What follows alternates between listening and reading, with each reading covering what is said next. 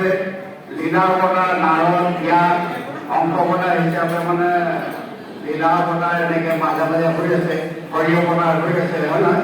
মানে সময়ে সময়ে তেওঁ হেৰি হৈছে, কি কয়, ভগৱতক পালন কৰিবৰ কাৰণে বস্ত্ৰ অৱতাৰ হৈছে, নৰসিংহৰূপে খন্তেকৰ কাৰণে লীলা অৱতাৰ হৈছে।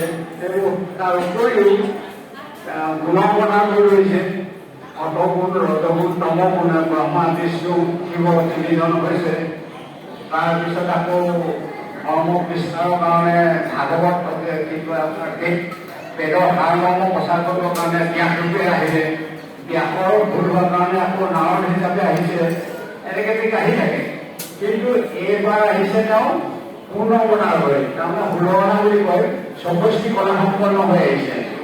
এটা যুগত ৰাম অৱতাৰ হৈছিলে যদিও দ্বাপৰ যুগত শ্ৰীকৃষ্ণৰ যিটো পূৰ্ণ অৱতাৰ সেইটো কোনো কালে হোৱা নাছিল। শ্ৰীকৃষ্ণই হৈছে পূৰ্ণ অৱতাৰ। এনে বসুমতীক ব্ৰহ্মাই কৈ আছে যে এনেকে তেনেকেই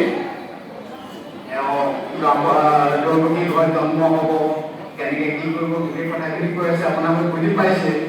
ইয়াত চমুকে তাৰমানে ভাগৱতৰ দশস্কন্ধ ভাগৱত যদিও ভাগৱত তৃতীয় স্কন্ধ প্ৰায় আৰম্ভ হৈছে।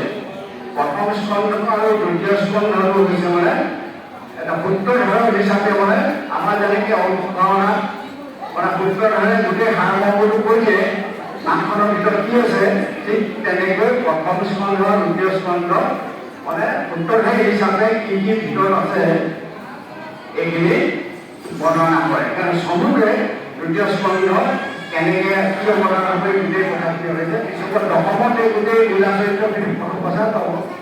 কথা সাৰমৰ্ম আজি ভাগৱতৰ এইখিনি মানে ভকতৰ যদি কিবা এটা ভাৱনা আহে পাঠ শ্ৰৱণ কৰোঁতে, তেতিয়া সুধিলে মানে ৰসটো ওলাব হয় নহয় অৰ্থতে। আচলতে ভাৱনা যেতিয়ালৈকে আমাৰ হৃদয়ত জাগ্ৰত নহয় তেতিয়াহ'লে ভাগৱতৰ ৰস মানে আচৰণ কৰিবৰ কাৰণে অসুবিধা হয়।